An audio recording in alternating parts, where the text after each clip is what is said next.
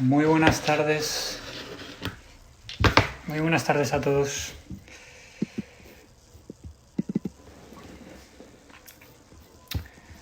Hola Joan, ya te veo por ahí. Voy a darte acceso. Dame unos segundos, que estoy terminando de preparar esto.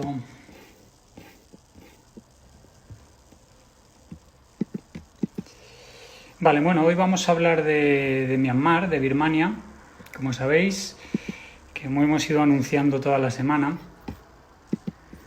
Vamos a dar unos minutos. Vale, ahora parece que va bien.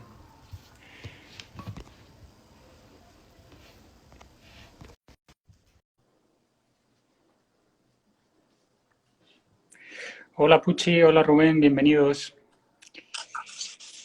Aquí tenemos a Joan. Te hemos pillado de camino. Sí, sí, es que hace cosas raras, ¿sabes? Bueno, Bueno, pues hoy vamos a hablar de Myanmar. Vamos a esperar, como siempre, hasta que sean y 5 para que la gente vaya entrando. Hay mucha gente que se está conectando ahora.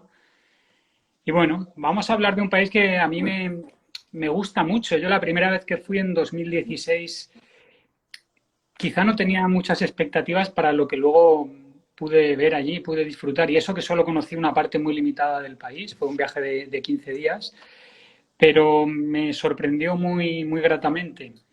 Algo que mucha gente destaca de la sociedad birmana en general es la amabilidad que hay en esa sociedad. Es uno de los países también más seguros del mundo. De hecho, estaba en el puesto número 3 según la guía Está Lonely Planet, de seguridad para el viajero.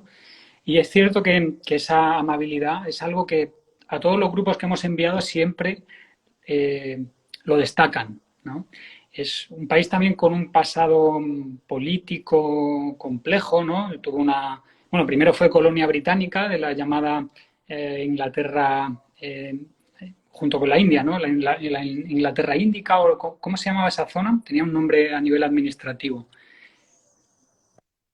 A ver, creo que tengo por bueno, aquí la todavía información. formaba parte de la India británica, con Pakistán, Bangladesh y Birmania era... Bueno, tras eso tuvo su dictadura militar socialista durante mucho tiempo, con diversas revoluciones, incluso donde los monjes budistas participaban activamente en la política, unas elecciones en los años 90, de hecho creo que fue en 1990 o 91, que perdió el partido en el gobierno abrumadoramente, pero fueron unas elecciones que dieron por nulas y arrestaron a toda la oposición y se mantuvieron en el poder hasta 2011, si no me equivoco, 2010. Sí. Ahora tenemos un gobierno democrático, entre comillas, aunque tiene también su parte oscura, como todos sabemos por algunas noticias que salen a la luz. Y esta mujer, que era la cabeza de cartel del partido que ganó las elecciones, pero no puede ser presidenta por la legislación del país, ¿no? Mm. Eh, Está prohibido que alguien que tiene hijos con una nacionalidad no birmana sea presidente del país. Y como esta mujer tiene hijos con nacionalidad, con pasaporte británico, pues pese a haber ganado las elecciones no puede gobernar. Pero bueno, hace funciones de consejera de Estado, y que por cierto es Premio Nobel de la Paz, esta mujer, Aung San Suu Kyi, Mm. por todo el En el tema de... 91, en el 91 le dieron, cuando volvió del exilio, fue un poco el pressing del mundo, ¿no? Para de alguna manera que una transición democrática, ¿no? Tras muchos años de junta Sí, militar. sí, pero bueno, Premio Nobel de la Paz en el 91 y actualmente pues hay quien le critica toda la situación de los Rohingyas, Claro. ¿no? Y bueno, es un tema también delicado. Sí. Aquí hay un mapa del país con los diferentes estados que lo componen a día de hoy, un país que históricamente ha albergado multitud de reinos. He leído que es el país del mundo con más grupos étnicos. También lo he oído de otros países, ¿no? Pero por la documentación que he visto está en torno a 130, 140 grupos étnicos Mm. en, en la nación. Bueno, no te estoy dejando hablar. ¿Quieres comentar alguna cosita antes de que nos metamos en No, a faena? ver, tú lo controlas un poco más, pero bueno, he estado un poco revisando temas de historia como siempre nos gusta, ¿no? En las places contextualizar, ¿no? Y de qué va este país, ¿no? De qué va Myanmar o Birmania. Entonces, un poco leyendo y a través de las fotografías de tus viajes, me vienen tres elementos que lo definen como Estado, ¿no? Que lo puede diferenciar un poco de otros. Uno es el budismo, al que tú, bueno, haces mención, la importancia de los monjes. Es el Sí. país que tiene más monjes budistas por habitante. Realmente, bueno, que es como un servicio militar, ¿no? Es casi todo el mundo, creo que es el 80% es budista y hay un alto porcentaje de gente en práctica, ¿no? ¿no? Con la túnica esa, o, ¿no? rojiza o naranja. Sí. El budismo. Luego, una cosa que parecía una paradoja. Por un lado, el budismo, ¿no? Que es eso, respeto a la naturaleza, al otro, la espiritualidad, pero por otro lado es muy militarista. Sí. No solo el periodo este largo de que lo encerró, lo que lo cerró y que le ha dado todavía ese sabor profundo, que supongo que es lo que te atrajo a ti cuando fuiste, que todavía tiene mucha personalidad, por este aislamiento, ¿no? Fuera un poco de la globalización que ha sufrido, pues incluso países como Camboya o Vietnam, ¿no? Y qué decir de Tailandia. Pero aparte de ese periodo militar, es un país que como está entre, que es la otra característica, es un país en transición entre la China e India. Está ya metido, ¿no? Y eso les causa una gran presión histórica. Entonces, la política suya ha sido expansionista. En vez de cerrarse y ese expansionismo es parte del espíritu, ¿no? Que uno dice, como budistas, buen rollo, gente muy amable, pero a la vez son muy agresivos en alguna manera y por eso que tú has mencionado, que a ver, nosotros nos gusta explicar toda la realidad, a ver, esa diversidad étnica, ¿cuál es la política? Pues asimilacionista como casi todos los estados, pero de una forma brutal y tener problemas no resueltos, aparte del reciente de los rojiñas, que esa minoría, esa gran minoría, pues son más de 2 millones, ahora 1 millón refugiado en Bangladesh y en otros países, son los Karen, en la frontera ¿no? con Tailandia, que es un estado, es una nación sin estado, quiero decir, que nunca se ha resuelto el tema y ni la premio Nobel ha podido gestionar. Entonces, hay tema, aparte de la parte estética y agradable, lógicamente, que la gente va a buscar. Es un país complejo socialmente y políticamente. Y bueno, esos dos elementos del militarismo histórico, por esa presión entre dos grandes estados, ¿no? Y luego el budismo, muy presente. Entonces, en los ataques a poblados rojiñas, estas minorías musulmanas, hay monjes Sí, de hecho, hay monjes portando antorchas. que han perpetrado ataques terroristas directamente, con bombas, bueno, se han emitido en televisión amenazas directas de los monjes budistas, que parece que va un poquito en contra de la filosofía budista, ¿no? Pero bueno, igual que los atentados islamistas también van en contra del Islam y cualquier religión predica la paz, ¿no? Pero es curioso porque sí que es un budismo muy extendido y que impregna casi toda la sociedad, pero con unos toques agresivos tanto en la defensa de su identidad, de sus derechos, incluso en el menosprecio o ataque a otras identidades nacionales, es cierto, sí. Ellos han negado hasta ahora, o sea, hay un porcentaje importante, sobre todo en el sur y frontera con Bangladesh, de musulmanes, con otro fenotipo incluso racial, porque unos dicen la política es que son inmigrantes. Si fuera el caso, pues llevan 200 años allí, desde que los británicos están allí, movimientos de gente. Pero hay otros que de toda la vida, ya es una zona de transición, ¿no? Y después también leyendo un poco la historia, justo después de la independencia, el gobierno de transición, que uno de ellos era el padre de Aung Suu Kyi, que era un tal Aung San, que lo fue fusilado después por la Junta Militar, Sí. expulsaron a todos los indios que habían traído los británicos, que trabajan mucho en la administración, un poco como Idi Amin en Uganda. Entonces es un país, sea, Banner y Flap en el sentido, oh, qué maja es la gente, pero a la vez tienen una Mm, doble, ¿no? Dr. Jekyll y Mr. Hyde, ¿no? Tienen una doble personalidad y por otro lado son muy beligerantes. sí, sí. Y, Y un país que, pues, con un pasado convulso y que ha tenido muchos desplazados, los rohingyas a Bangladesh, las mal conocidas mujeres jirafas, las Padawan a Tailandia también, muchos grupos étnicos que han huido, muchos grupos sociales que han huido a países vecinos por la inestabilidad política. Y esto también ha hecho que sea un país que se ha abierto hace relativamente poco al turismo y sobre todo algunas de las regiones que han tardado un poquito más son bastante nuevas en lo que se refiere a acoger turistas y esto es algo pues que es atractivo porque se han mantenido una cultura más intacta.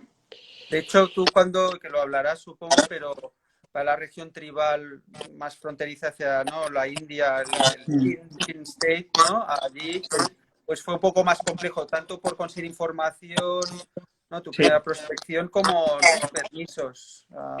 sí, sí, es más complicado porque, bueno, en otras zonas de las que también hablaremos, como Mandalay, Bagan, pues es sencillo llegar. Tienes tu transporte, tienes más información, pero para llegar a la zona, por ejemplo, del estado Chin o de algunas otras regiones más aisladas, primero que no hay infraestructura y si, no, si aparte va a ser una época de lluvia o lo que sea, aún se complica más. Tienes que buscarte la vida pues buscándote, alquilando un coche, buscando a alguien que hable inglés, que es complicado en esa región.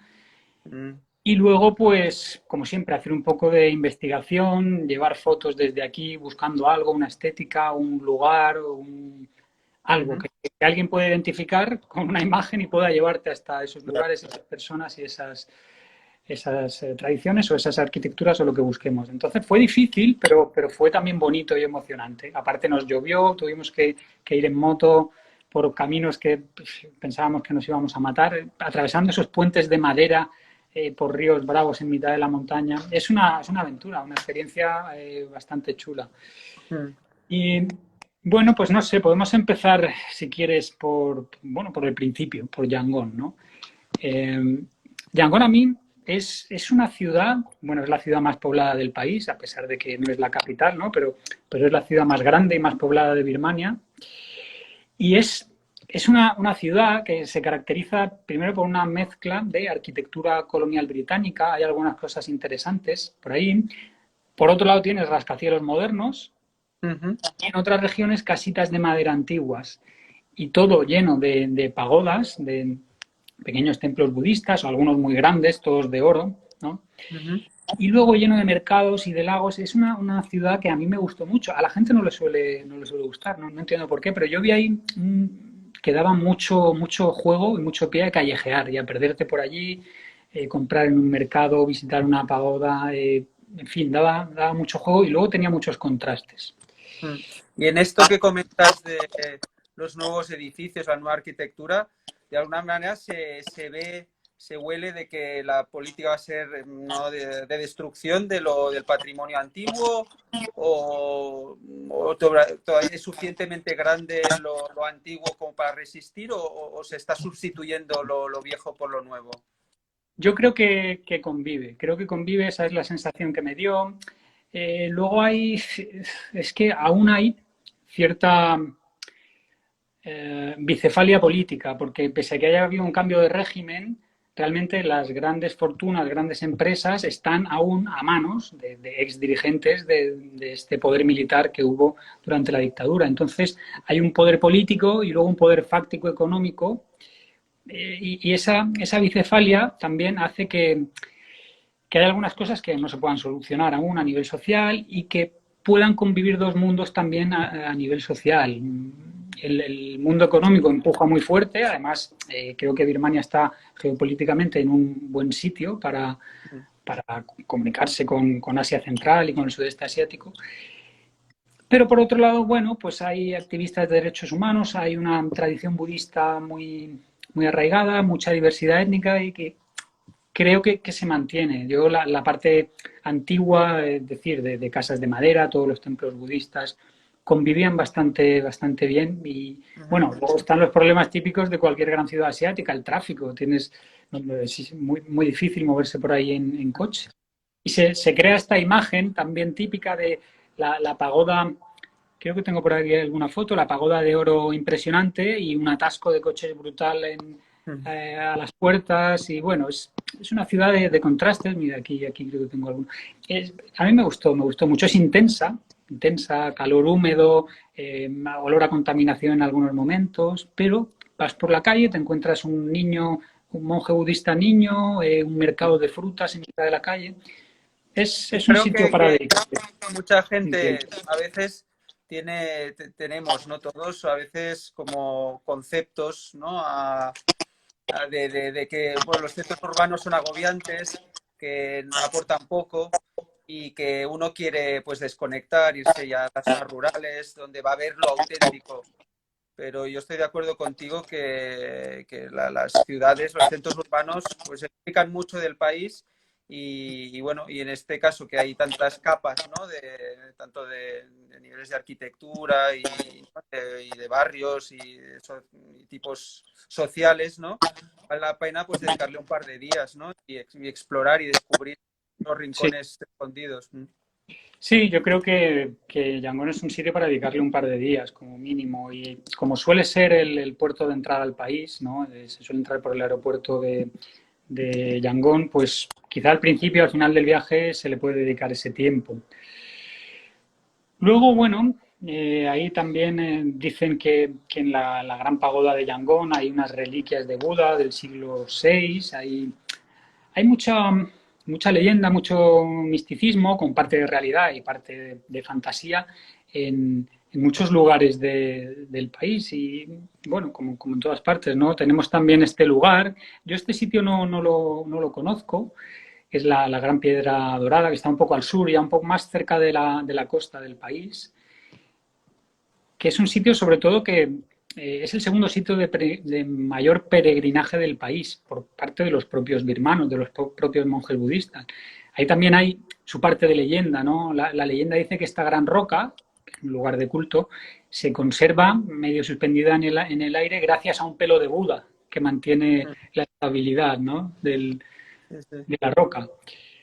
Y bueno, pues eso son cosas interesantes. Además, este lugar dicen que es muy bonito para hacer trekkings, para ver toda la zona de alrededor. No es tan turístico como puede ser pues, Bagan, Mandalay y el propio Yangon. Entonces es una visita que también se puede proponer.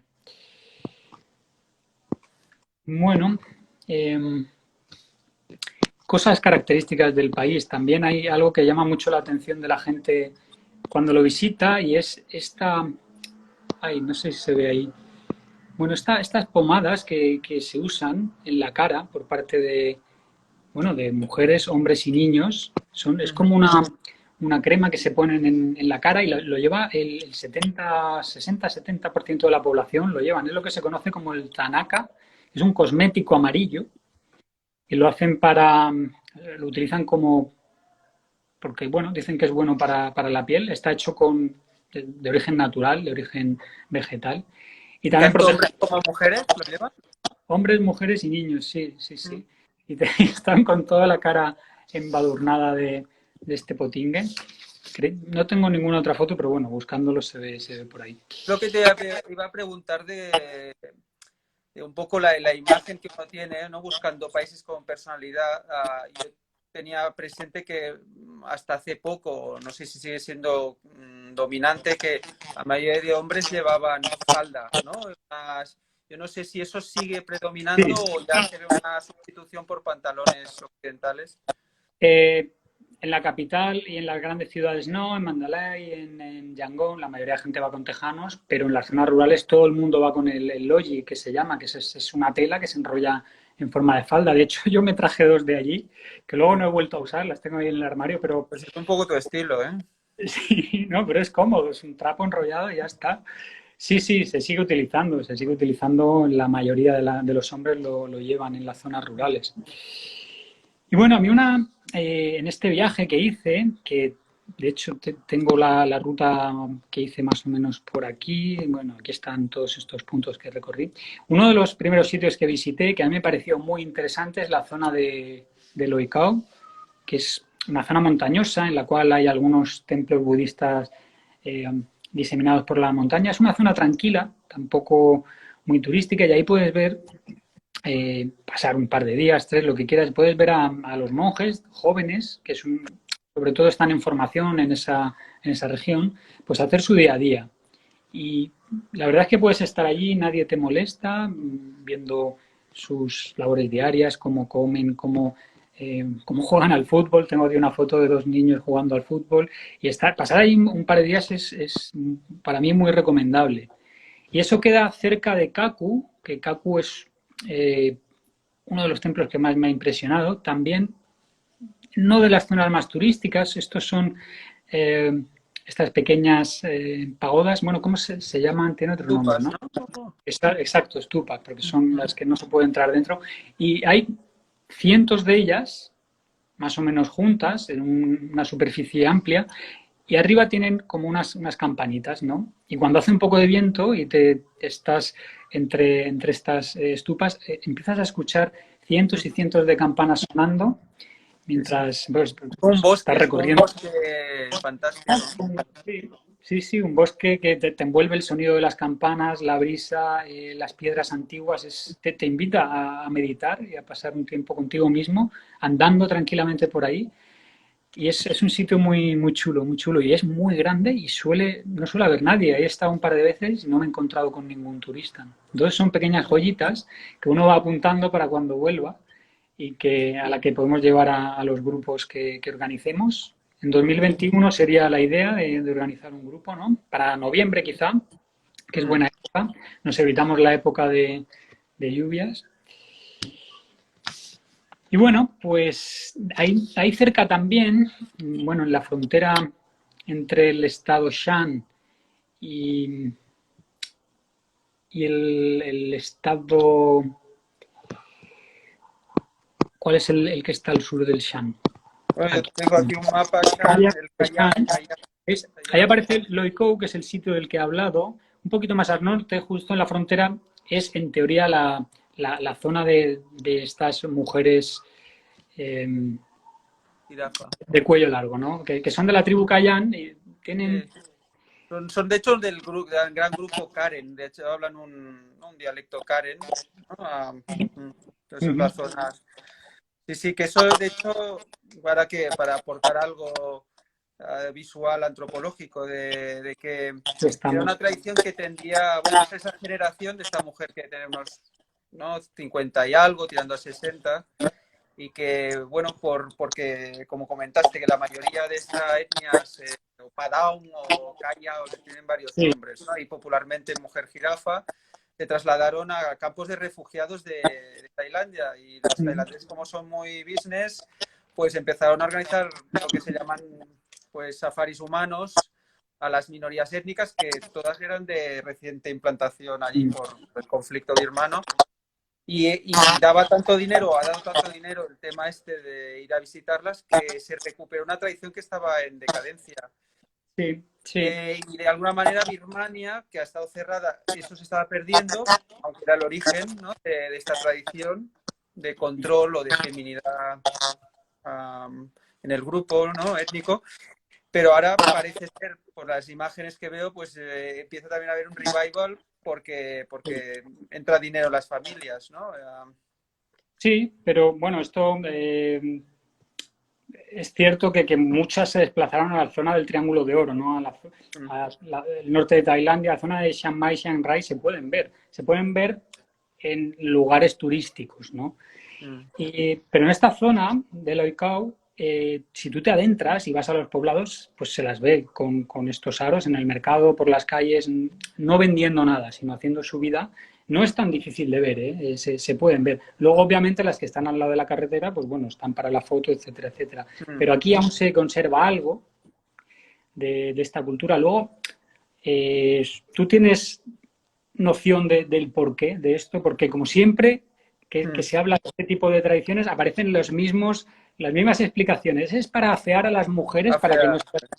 Igual que los Claro que tatuajes, es igual que el tatuaje como labial. contradictorio, ¿no? Porque hacer algo que sea perjudicial. Pero bueno, bueno, a veces hacemos las culturas, hacemos cosas un poco autodestructivas, pero en este caso como es una tradición que viene de antiguo, no está muy claro, pero yo he Sí, leído, ¿no?, de defenderse las románticas o que gustan ciertos viajeros, es los que es tigres, para ¿no? las mordidas de los tigres.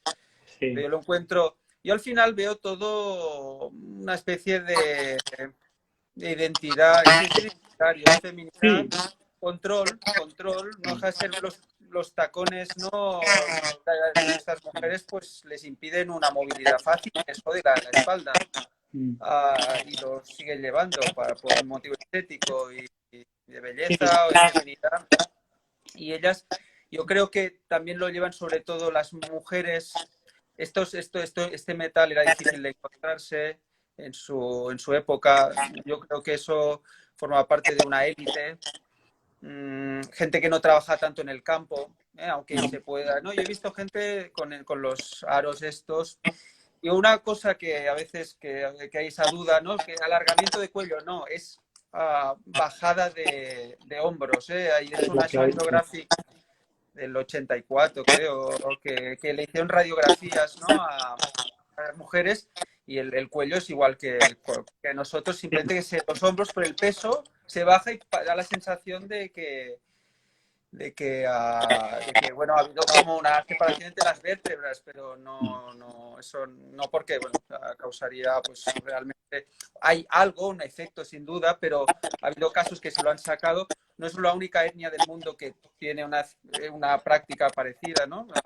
Los Ndebele de Sudáfrica también tenían ellos con cuentas, ¿no? Con collares de cuentas, o tribus de Angola.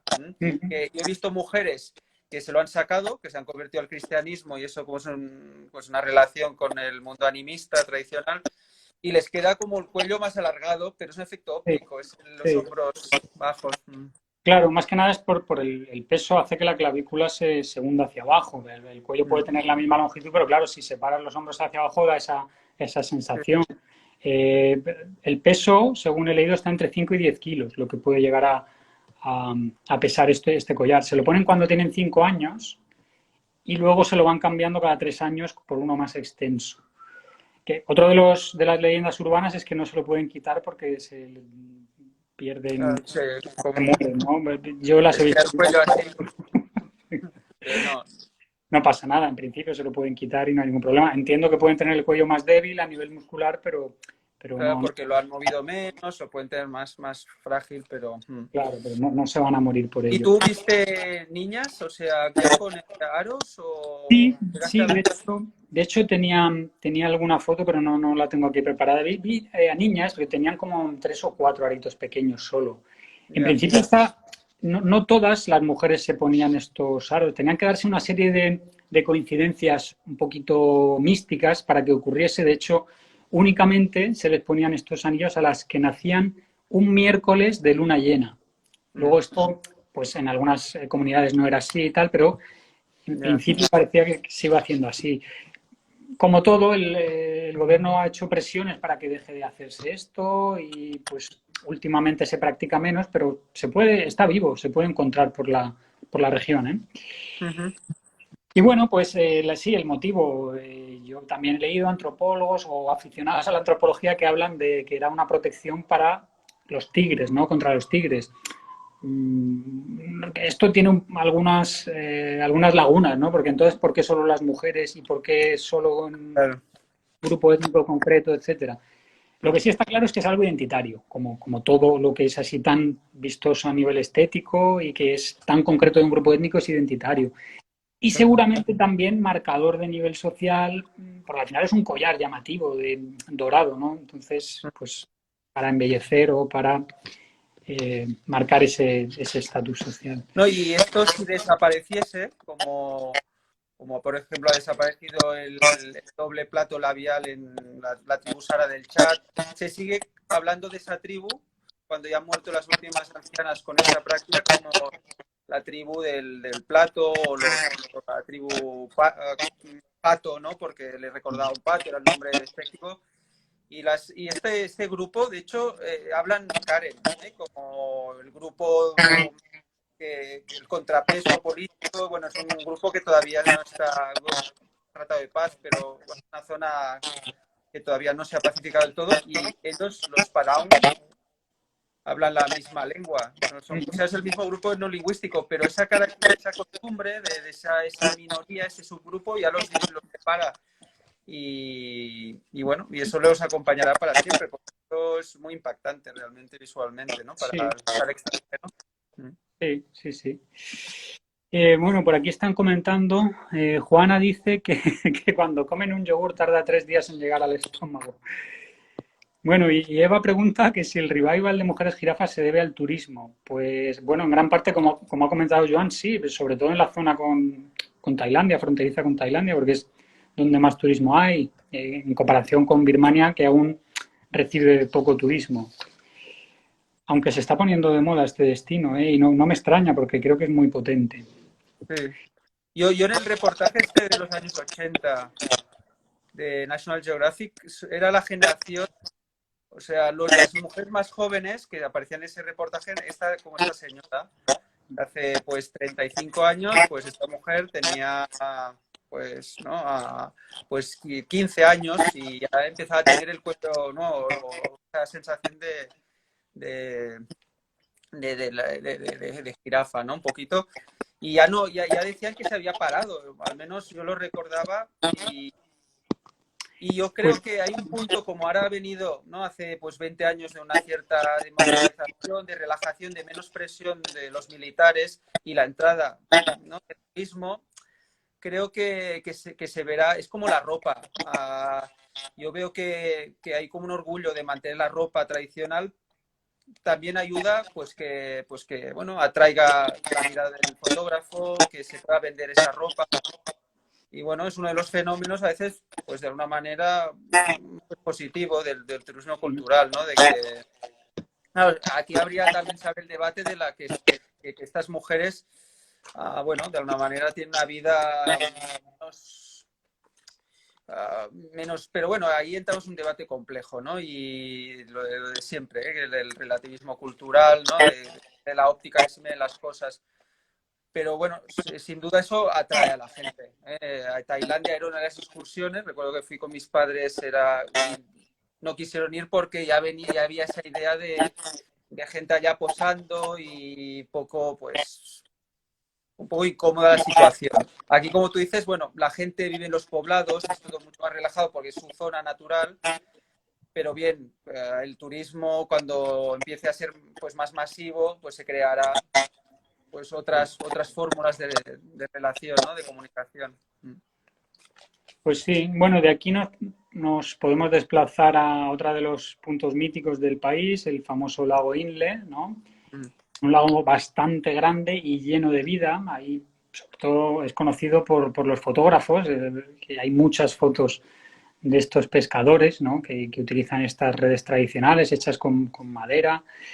Y, y que es curioso la postura que adoptan, porque ahí, tal como veis en la imagen, van remando con un pie y con el otro van pescando. Sobre todo para verlo en movimiento en vídeo, ¿no? Ver cómo reman con un pie y una mano y con la otra mano lanzan estas redes para pescar. Pero independientemente de esta imagen, que bueno, aquí también pasa lo mismo. Este tipo de pesca tradicional pues está viniéndose a menos y ahora se aplican otros modelos de pesca Con más masivos. dinamita y ya. Y bueno, y esto también ahora, el interés que en los últimos años ha suscitado pues, fotografías de estos hombres también hace que se haya mercantilizado un poco esta imagen. Y en cierto modo hay pescadores tradicionales que se sacan un plus pues, posando para fotografías y esto hace que sigan manteniendo ese estilo de pesca. Es decir, están pescando realmente mediante la forma tradicional porque saben que luego tienen un extra económico que viene de los fotógrafos, de los turistas. Entonces, bueno, por un Como lado, en el Yangtze, en China, ¿no? La pesca con cormoranes. un cormorán, Eso también, que como hacemos también viajes fotográficos, ¿no? La importancia, ¿no? de las imágenes icónicas.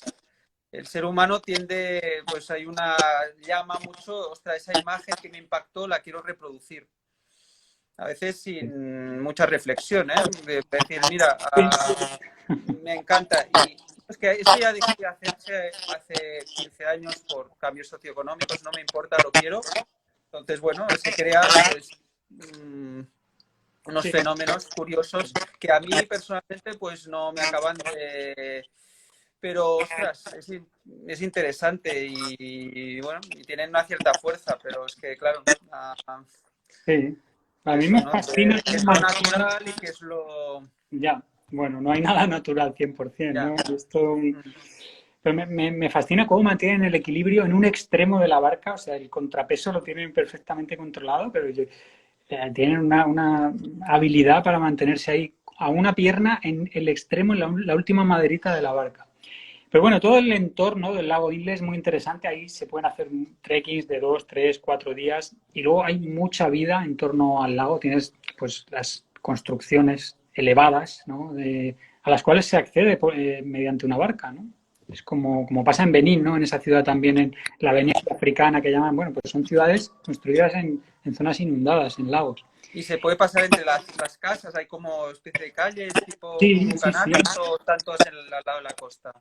No, no, ahí se pueden callejear entre casas y de hecho hay templos que están también en mitad del lago. Tienes que ir callejeando entre casitas para llegar a un templo dorado en mitad del lago, inundado también, que tienes que bajar en barca y te suben con un palo y una cuerda. Es un sitio también muy chulo y con mucha vida alrededor, de mujeres tejiendo, o trabajando con mimbre, pescando.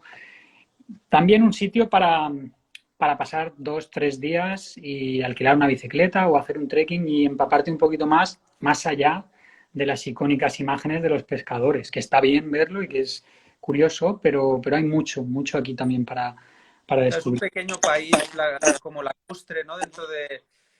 a mí me sonaban estas imágenes, pero no sabía si era pues algún lago de Indonesia. Es cierto que el lago Inle es ya una marca más ¿no? Sí, del producto birmano. Bueno, al no haber coches, ¿no? Es un mundo claro. de agua, ¿no? También creo que es interesante, incluso de camino hacia unas montañas o de transición hacia otra zona del país, que te da un poco de paz. El mismo ecosistema, ¿no? Invita a Sí. descompresionar un poco, ¿no? Sí, una zona más rural. Yo fui desde Loicaua allí en una barca que tardó 13 horas, una barca de madera que tardó 13 horas y que aparte iba haciendo de correo, porque íbamos parando en pequeños poblados a dejar paquetes, a coger sacos de arroz. Bueno, la experiencia muy chula también, aunque me acabé quemado porque hacía un sol brutal. Pero bueno, de experiencias viajeras, también te lo permite este país, ¿no? Y bueno, de ahí pasamos quizá al lugar más conocido, ¿no? A esta región, a Bagán, que quizás, yo creo que si tú buscas Myanmar o Birmania o viaje a Myanmar, lo primero que te sale en Vale. Google son estas, Es la estas Sagrada imágenes. Familia de allí. Sí, la Sagrada Familia de Myanmar. Y esto es inmenso. O sea, en Bagán puedes pasarte, bueno, Bagán es la ciudad que hay al lado de toda esa zona de estepa, de gran estepa. Es una estepa, bueno, depende de la época del año, ¿no? Pero en general bastante verde, boscosa. Y ahí hay más de 10.000 estupas de diferentes estilos arquitectónicos, porque ha sido capital de varios reinos a lo largo de la historia, entonces tienes diversidad en cuanto a estilos arquitectónicos. Sí, de hecho, perdona que porque como he empollado un poco lo de la historia, de hecho, ¿no? Antes de Myanmar era Burma, ¿no? Birmania, que viene del reino de Bamar y que la primera capital, como mencionas, fue Bagan, la primera capital de la primera estructura que ocupó más o menos el centro norte de Birmania, ¿no? Bueno, y el epicentro fue Bagan. Sí. Sí, pues todas estas estupas, pagodas, templos, hay un poco de cada, en el sentido, pues eso, de templos completos, pequeñas estupas, pequeños monumentos. Hay 10.000 según los últimos recuentos, más o menos. Es una brutalidad, porque aparte el entorno es increíble. Siempre está acompañado de esta bruma, característica de esa región, y esos árboles, entre los que sobresalen las puntitas de los templos, hace que el paisaje sea una pasada. De estas, Esta foto me recuerda, perdona, que a los poblados de los Toposa, a las puntitas de las casas. algo, habla de una tribu de Sudán del Sur, pero ahora me he acordado Sí. la brumita desde allá arriba. Bueno, ¿no? Pues Que de tiene las... ese punto de misterio, ¿no? De como un sí, mundo druida, ¿no? sí. Primitivo. Y de las 10.000, 3.700 están abiertas para poder visitarse. O sea, es que no te lo acabas nunca. Y son 42 kilómetros cuadrados de monumentos que son ¿Y hay patrimonio de la templos humanidad. habitados por monjes? O sea, ¿hay vida allí o es Sí, como sí, un gran hay, museo? la mayoría son templos a los que van a rezar. Y tú entras a un templo, normalmente no hay nadie, porque como hay tantos, pues se diluye la gente, ¿no? Pero de vez en cuando te encuentras con monjes o con personas de a pie que están rezando. Y luego hay un par que sí que son como pequeños monasterios.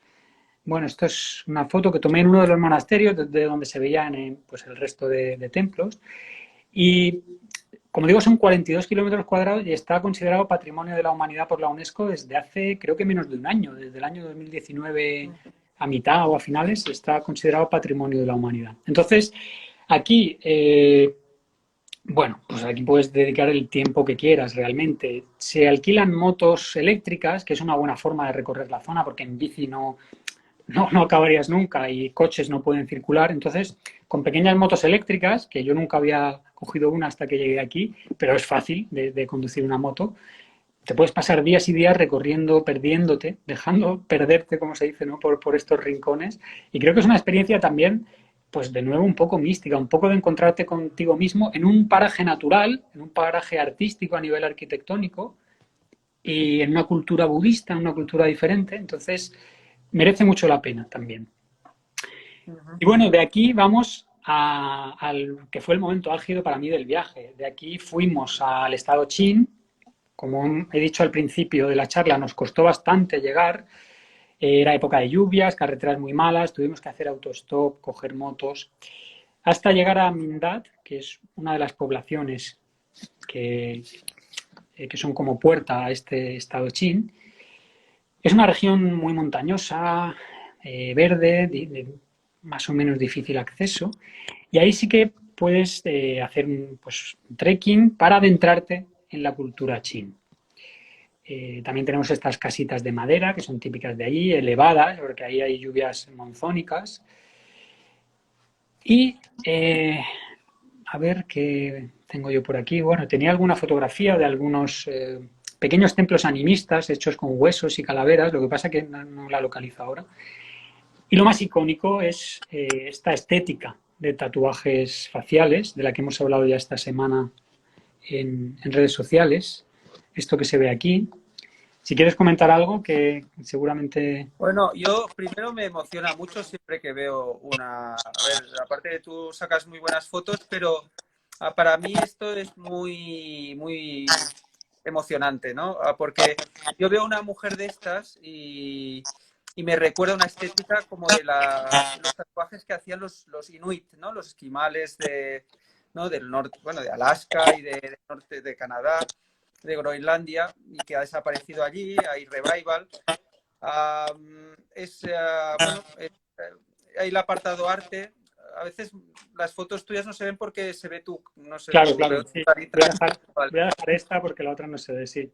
Claro, es una mixed feelings, ¿no? De muchas cosas. Primero que sabemos que es la última generación que se tatuó. ¿Eh? Sabemos que como hay esa, esa esperanza entre los Padawn, ¿no? Que se vuelva a los collares, que bueno, hay más resistencia y lo del tatuaje parece ser que no hay una última generación que se tatuó de los diferentes clanes o de estéticas, pues hay unos, creo que estos que parecen más como pétalos, que Sí, sí que hay mujeres un poco más jóvenes, incluso mujeres de 37, 38, pero ya las niñas no se tatúan, ya ha dejado esto se uh, prohibió en los 60 por parte del en los gobierno. 60.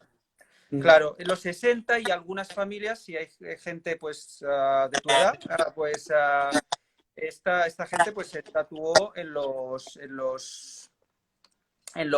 mid-80s, ¿no? La mitad de los 80s, en zonas muy rurales.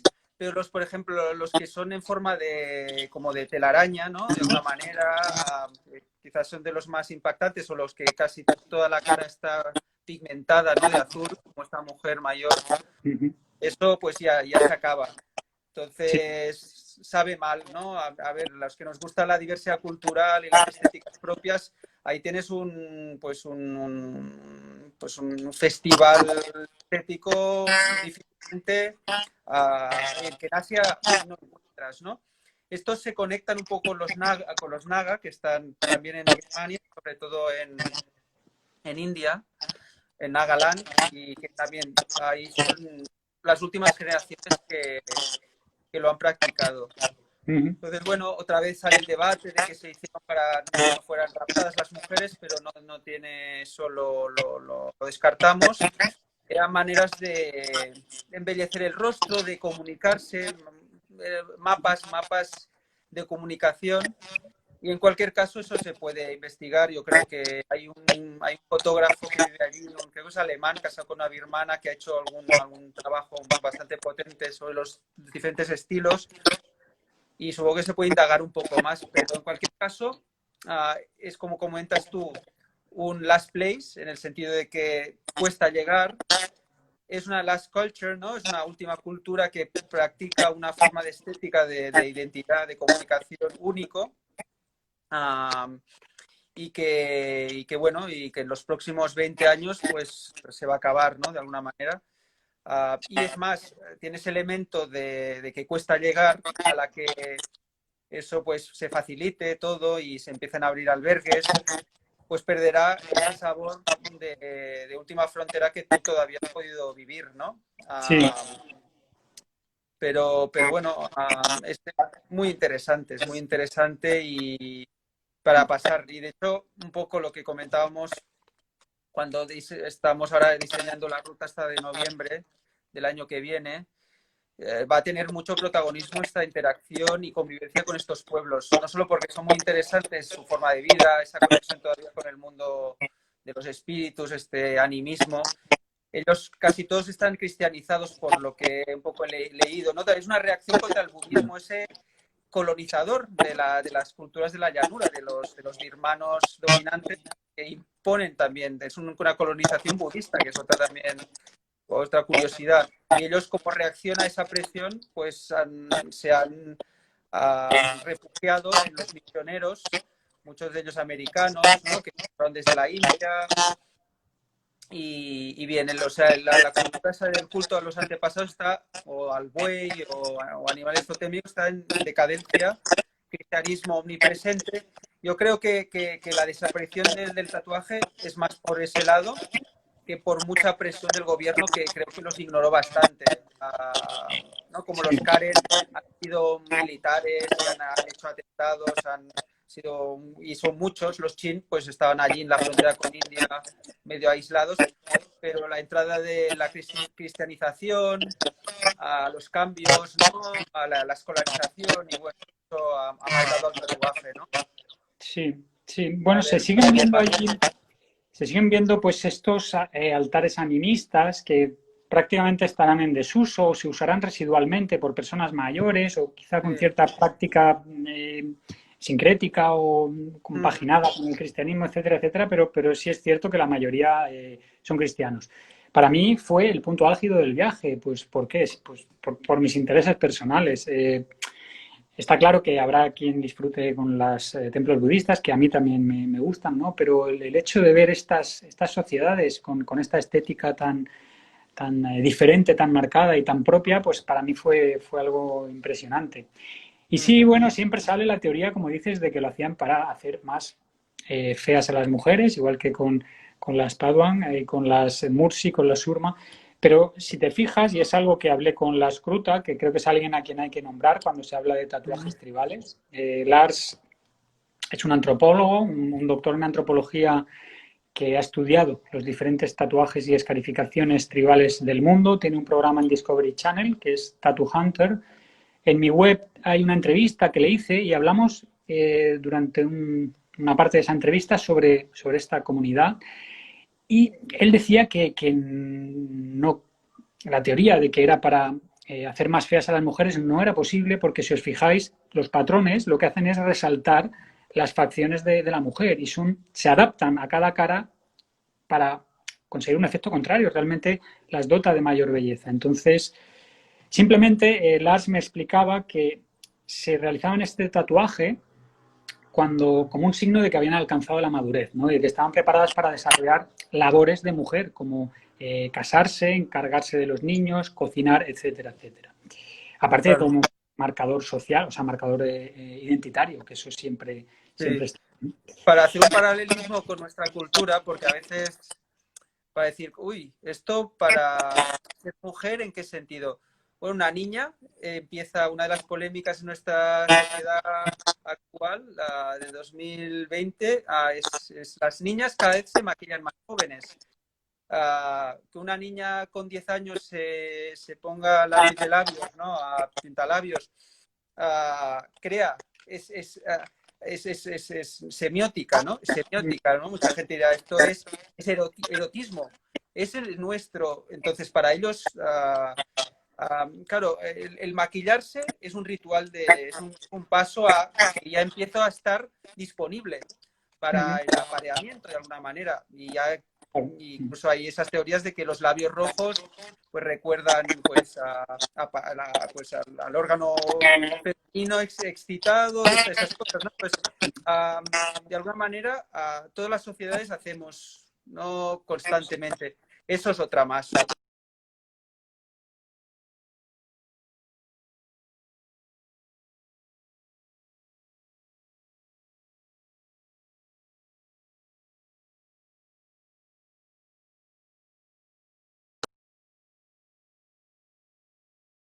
Con esa última tatuadora ha hecho que ¿no?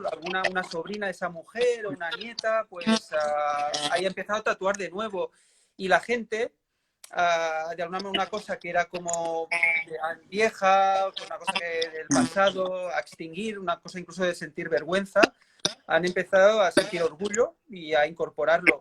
Ha pasado también en Borneo y pues no podíamos descartar que en el país Chin pues por pues ese interés, ¿no? Cada vez mayor por esas últimas islas, ¿no? De resistencia cultural, pues haya un proceso de revival, ¿no? Y ahí todavía pues quedará gente relativamente joven que sepa tatuar, ¿no? Porque si los últimos tatuajes fueron en los ¿no? 70s, 80s, ¿no? Pues bueno, cualquier caso, vale mucho. ¿Tú estuviste en todos los grupos? ¿Tú viste los diferentes estilos de tatuaje? Y vi dos, este que es como con la zona lobulada y luego el de tela de araña. Luego había mujeres como esta que tenían prácticamente toda la cara con tinta. Esta es una señora de 86 años que, bueno, es de las pocas que mantiene también la tradición en la región de tocar la flauta con la nariz, ¿no? También es relativamente famosa, pero lo hace bien, ¿eh? Uno puede decir, bueno, esto lo hace cualquiera, pero hay que saber hacerlo, ¿no? Y bueno, sí, Esas creo que son con puntillismo, ¿eh? Yo creo que viste tres estilos, el tela de araña, el está como pétalos de flor y yo he visto, pues, claro, esta mujer está muy arrugada y apenas se distingue, pero esto quizá alguna mujer de 60 años que tiene todavía la piel un poco más tersa, son puntitos, ¿no? Azulados, ¿no? Y todo el rostro. vale, bueno, y Creo que para... había un cuarto estilo, pero... Pues esos fueron los que vi. Para concluir un poquito el viaje, que nos quedan 3 4 minutos, también se puede visitar el famoso puente Ubain, que es otro de los sitios también icónicos para los fotógrafos, y como nosotros vamos a realizar viajes fotográficos, creo que es importante mencionarlo. Es el puente de teca más largo del mundo y bueno, es sobre todo muy chulo visitarlo al amanecer o al atardecer con esa buena luz, y no solo por la luz, ¿no? Sino también porque, sobre todo al amanecer, es cuando se puebla de monjes budistas. Entonces tienes el puente transitado por multitud de monjes budistas que te da la opción de hacer buenas fotografías y de disfrutar de un paseo por ese puente que es larguísimo. Ir viendo el ambiente que hay ahí también, pues la gente desayunando pescado, desayunando fruta, y bueno, es un sitio muy agradable.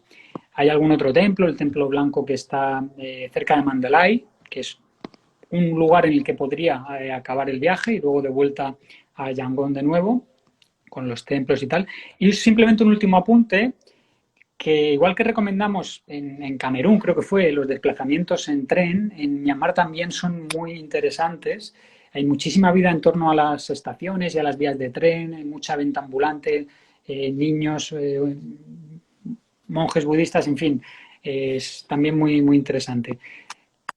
¿Quieres comentar algo más de algún otro grupo étnico? Tenemos unos 3 minutitos. No, a ver, es como tú has dicho al principio, yo, bueno, eso creo que es relativo, ¿no? Que es el país más diverso étnicamente. No lo sé, seguramente en India hay más diversidad porque es mucho más grande y tal, ¿no? Pero es cierto que hay una gran concentración, hay dos como islas culturales, una en la frontera con India, que es el estado de Chin, y el estado de Rakhine, donde están los rohingyas, esta minoría musulmana, pero estas minorías fronterizas con Bangladesh, de montaña, el Rakhine este, que es más de costa, más de zona de manglares. El Chin y el Rakhine es zona de diversidad cultural muy potente, y luego los estados de Cayenne y Kaya es donde están los Padaum, los collares estos alargados, los Karen, y muchos subgrupos, muchos, los Mon, que son estos que tienen grandes peinados. O sea, allí, de hecho, podríamos plantear un viaje más fotográfico con un equilibrio entre la parte más arquitectónica, paisajística, ¿no? Con alguna incursión más étnica, y luego uno más puramente antropológico y centrado en estas dos zonas, ¿no? Estas dos zonas de montaña donde se ha mantenido incluso la estética, ¿no? De vestimenta, y en el caso de los chinos el tatuaje. E incorporar un lugar que nos comentó Lars Krutak, que es el país